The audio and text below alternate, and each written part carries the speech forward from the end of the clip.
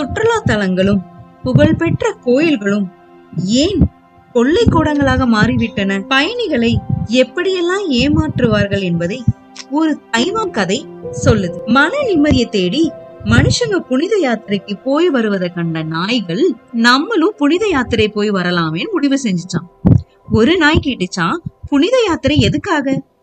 அதுக்கு இன்னொரு நாய் பதில் சொல்லிச்சான், நம்ம கோபத்துல அதிகமா கத்திக்கிட்டே இருக்கோம்ல, அதனால அமைதியா ஒரு தடவை கூட குறைக்காம வாயை மூடிக்கிட்டு நம்ம பயணம் போயிட்டு வந்தா கோபம் அடங்கிரும். அதனாலதான் ஜென்லான் புத்தர் கோயிலுக்கு போயிட்டு வரலாம் நாங்க எல்லாரும் முடிவு செஞ்சிருக்கோம் அப்படின்னு சொல்லிச்சோம். சரின்னு ஒரு நல்ல பௌர்ணமி நாள்ல இந்த நாய்களுடைய பயணம் தொடங்குச்சான். புனித யாத்திரை செய்யற நாய்களை பயணிகள் எல்லாரும் கேலி செஞ்சாங்களாம், அடித்து துரத்துனாங்களாம். ஆனா அவங்க யாருமே பதிலுக்கு குறைக்கவே இல்லையா. பயண வழியில நாய்களுக்கு பசி எடுத்துருச்சு. ஒரு உணவகத்துல ஏதாவது மிச்சம் மீதி கிடைக்குமான்னு எட்டி பார்த்துச்சான்.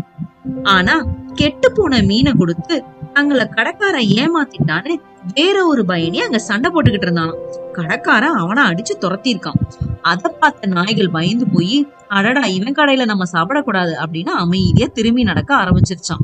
அந்த ஜென்லான் கோயிலுடைய வாசலுக்கு எல்லா நாய்களும் வந்துருச்சான். அங்க ஊதுபத்தி, பூ இவங்க விக்கிறவங்க எல்லாமே அநியாய விலைக்கு அதை விற்பனை செஞ்சிருக்கிறாங்க. சாமி தரிசனம் செய்ய வந்த எல்லா பயணிகளும் அந்த வியாபாரிகள்ட்ட சண்டை போட்டாங்களாம். ஜென்லான் புத்த ஆலயத்துக்குள்ள போனா அங்க இருந்த துறவிகள் பயணிகள்கிட்ட காணிக்க கொடுங்க காணிக்க கொடுங்கன்னு ஒரே தொல்லை கொடுத்துக்கிட்டு இருந்திருக்காங்க.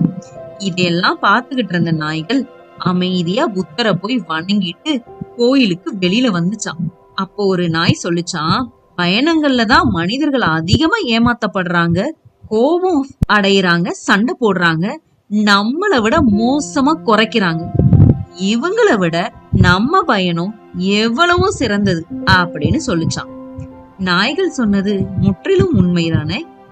மன சாந்தி தேடி போகிற பயணங்கள் இருக்கிற அமைதியையும் இழக்கதான் வைக்கின்றன. பேராசை கொண்ட மனுஷங்க ஒருபோதும் திருந்துறதே கிடையாது.